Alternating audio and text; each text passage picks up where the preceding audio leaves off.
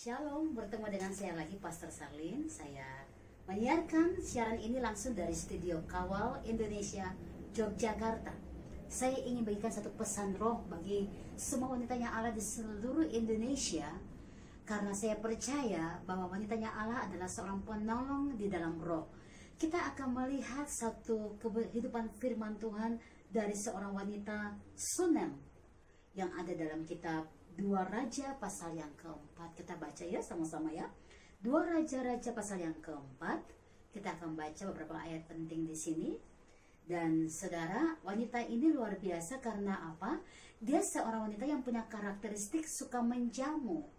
Dan dia tahu bahwa Elisa akan menginap di rumahnya. Dia menyambut, bahkan dia mengajak untuk tetap tinggal di sini sampai kapanpun engkau mau. Ini luar biasa. Kalau ditanya Allah, engkau di seluruh Indonesia ini merasa bahwa hatimu adalah hatinya Tuhan. Saya juga percaya engkau punya hati yang sama untuk menjamu para hamba-hamba Tuhan. Dan apa-apa yang tanpa engkau sadar, inilah pergumulanmu. Tentu karena engkau menghadirkan hamba Allah, mereka akan mendoakan engkau, dan engkau diberkati oleh Tuhan dengan luar biasa. Dan kita akan baca kisah ini dalam kitab 2 Raja 4 ayat yang ke-8. Saya akan baca buat kita semua. Perempuan Sunem dengan anaknya. Pada suatu hari Elisa pergi ke Sunem. Di sana tinggal seorang perempuan kaya yang mengundang dia untuk makan. Dan seberapa kali ia dalam perjalanan, singgahlah ia ke sana untuk makan di tempat perempuan Sunem ini, Elisa ya.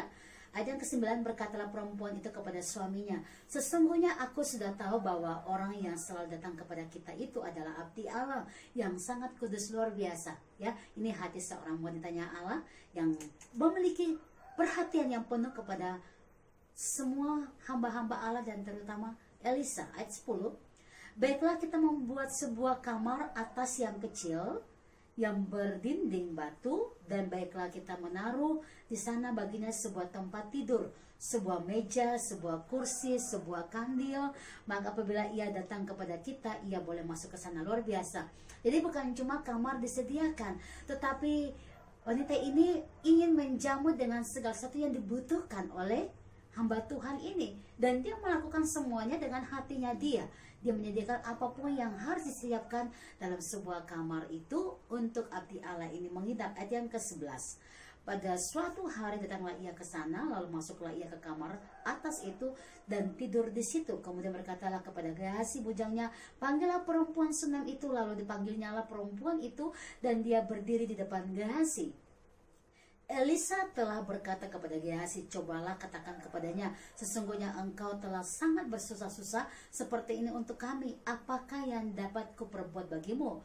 Adakah yang dapat kubicarakan tentang engkau kepada raja atau kepada tentara? Jawab perempuan itu, aku ini tinggal di tengah-tengah kaumku. Kemudian berkatalah Elisa, apakah yang dapat kuperbuat baginya? Jawab Gehazi, ia tidak mempunyai anak dan suaminya sudah sangat tua. Nah ini dia saudara, luar biasa. Kita akan bahas mulai dari sini, bagaimana seorang hamba Tuhan datang dan tinggal di rumah siapapun yang membuka pintu untuk mereka tinggal.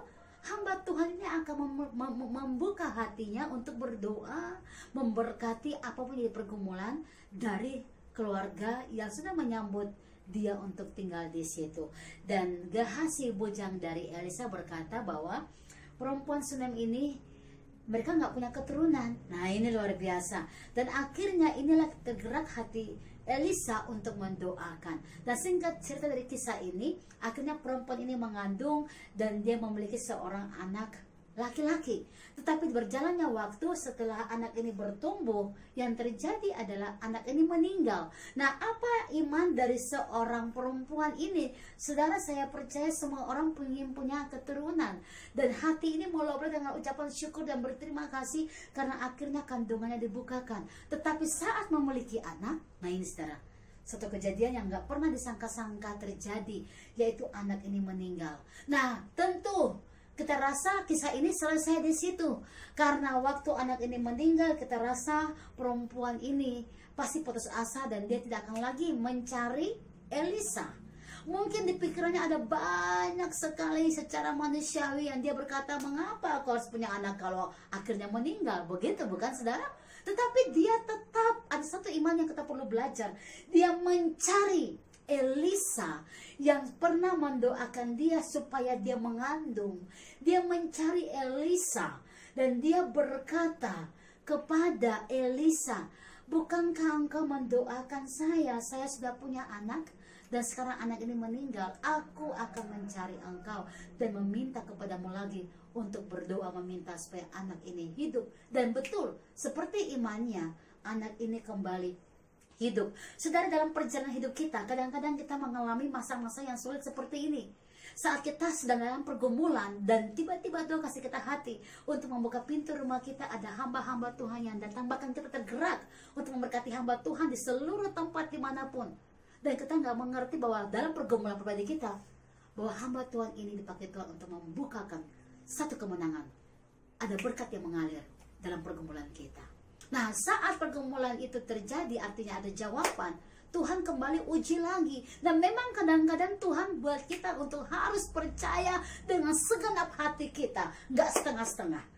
Saat saudara sudah melihat jawaban terjadi dan saudara mendapatkan jawaban itu, Tuhan masih menguji saudara. Saya ingin katakan, bersyukur kalau Tuhan masih menguji saudara, karena saudara akan dibawa Tuhan untuk melihat mujizat yang berikutnya terjadi lagi. Dan saya ingin katakan, kalau saudara pernah mendapatkan mujizat pertama, maka saudara harus percaya ada mujizat kedua, ketiga, keempat, dan seterusnya seperti iman saudara. Karena ingat, dia Alfa dan dia Omega. Dia yang sudah memulai dari awal, dia akan mengakhiri. Kalau saudara menghadapi situasi masalah-masalah yang begitu sangat banyak, percaya. Kalau sudah melihat mujizat pertama, yakin akan ada mujizat kedua lagi buat saudara. Karena dia Alfa dan dia Omega. Apa yang dia lakukan di awal, dia akan selesaikan buat saudara. Dan ini yang terjadi dengan wanita Sunam ini. Saat anaknya mati, dia nggak putus asa.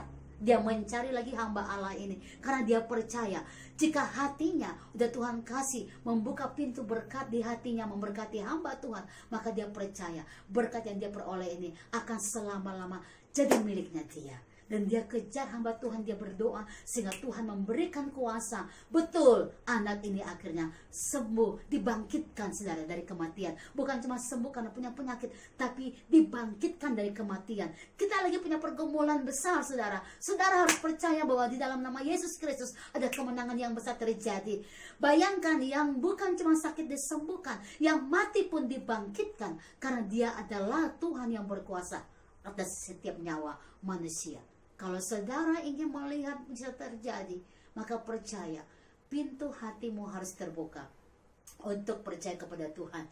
Mari mulai belajar memberkati hamba-hamba Tuhan dengan kasih saudara, perhatian saudara, dengan doa saudara, dengan pemberian apapun yang saudara punya. Karena waktu engkau punya pergumulan-pergumulan ini, engkau ingat kepada Tuhan, maka engkau memberkati hamba-hamba Tuhan. Engkau ingat kepada Tuhan, engkau memberkati hamba-hamba Tuhan. Engkau ingat kepada Tuhan, engkau memberkati hamba-hamba Tuhan. Maka Tuhan juga mengurus segala persoalanmu. Di hari-hari ini, pergumulanmu apa? Yakin hanya Tuhan yang bisa menjawab. Mulai starting pointnya dari memberkati hamba-hamba Tuhan, maka berkat Allah mengalir. Dan nilai terbesar dari perempuan ini adalah dia tetap percaya jika Tuhan sudah memberikan anaknya, Tuhan tidak mungkin mengambilnya. Itu iman yang luar biasa. Jika saudara juga percaya Tuhan sudah membuka pintu yang satu, engkau harus percaya Tuhan akan membuka pintu yang lain. Jika Tuhan sudah memberkati engkau di hal ini, engkau harus yakin itu milikmu. Selama-lamanya engkau akan diberkati juga. Jangan putus asa, bangkitkan imanmu dan percaya di dalam nama Tuhan Yesus engkau berkemenangan dalam segala hal. Saya yakin hari ini wanitanya Allah, engkau dipakai oleh Tuhan untuk mendoakan hal apapun.